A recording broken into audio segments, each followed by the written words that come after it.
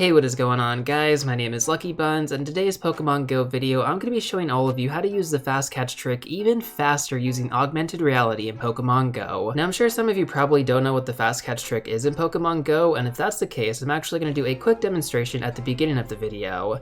But before we actually go ahead and get started, if you guys could hit that like button down below, it would really help me out with the YouTube algorithm. And if you want to see more of these Pokemon Go videos in the future, then I would definitely recommend hitting that subscribe button as well. But with that being said, let's go ahead and get started. So essentially the fast catch trick is a way to skip this animation that you're about to see on screen, this ball shaking animation. You can just skip entirely past it, and it's actually really amazing. It's a huge time saver in Pokemon Go. And what we're going to talk about later in the video is how to save even more time using this trick. Now I do want to go ahead and break down the fast catch trick for those of you who are unfamiliar with how to use it, so let's go ahead and click on a Pokemon. First thing that you need to do, of course. So breaking it down for right-hand throwers, the first thing that you guys want to do is you want to grab this Pokeball bag on the bottom right-hand side of the screen. Grab it with your non-dominant throwing hand, do not release it, grab it and drag it all the way to the left-hand side, just like I'm doing on screen right now. And then from here, you want to go ahead and throw the Pokeball at the Pokemon like you normally would. So let's go ahead and do that. As soon as it makes contact, go ahead and double tap on the screen right there to exit out. And that's essentially it. So I know that kind of seemed like a lot at once. I'm going to break it down again for left-hand throwers. So for left-hand throwers, instead of actually grabbing the Pokeball bag and dragging it, what you want to do instead is you can actually grab the berry bag, drag it to the right-hand side with your non-dominant throwing hand. And then same thing, guys, go ahead and wind up, throw the Pokeball. As soon as it makes contact, release, double tap. So there's actually going to be a few ways to check if you've caught the Pokemon. Whichever one you guys tend to like, you can go ahead and use.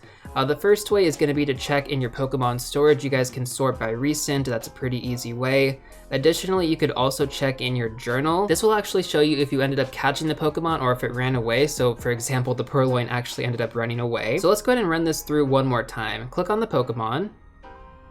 Get ready to drag that Pokeball back to the left-hand side. Do not release. Throw the Pokeball. Once it makes contact, release, double tap, and you're good to go. So sometimes I like to tap in the middle, but it's really easy to just double tap on the left-hand side there. Doesn't really matter where you tap, but essentially that's going to be where you exit out, right? I'm going to go ahead and include plenty of visual examples at the end of this video for those of you that still kind of need to understand what's going on here. And I'll have some slow motion as well, so that should hopefully help you guys if you're having a little bit of trouble understanding what I'm talking about right now. So anyways though, the point of this video is not to go over the fast catch trick, but actually go over the fast catch trick using AR. You just want to use regular AR, you don't want to use AR+.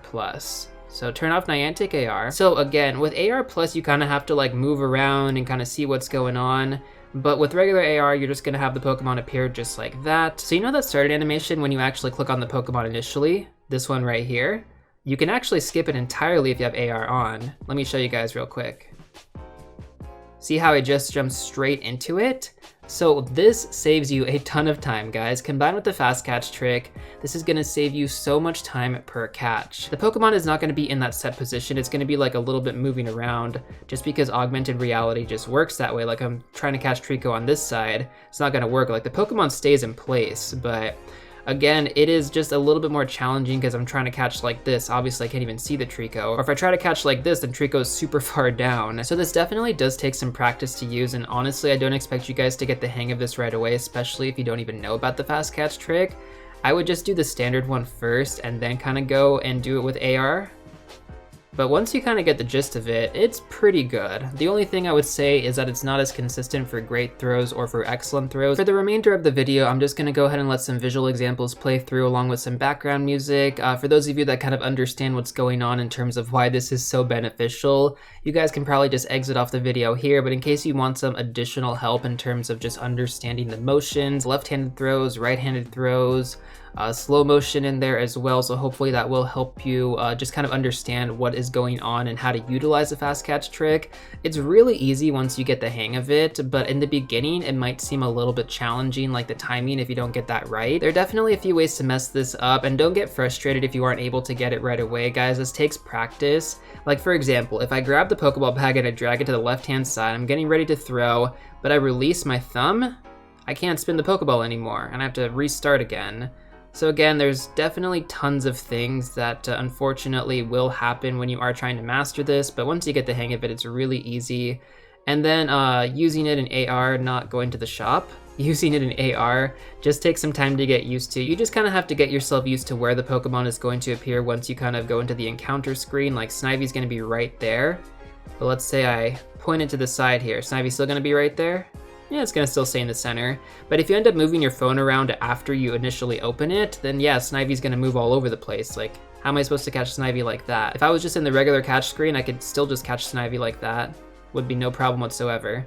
And we just got the assist, very nice. With that being said, I'm gonna go ahead and let the visual examples play through on screen right now. Hopefully some of you do find them helpful. As always, before you guys leave the video, I'd really appreciate it if you could hit that like button, subscribe if you wanna see more of these videos in the future, and I will see you all real soon in the next one.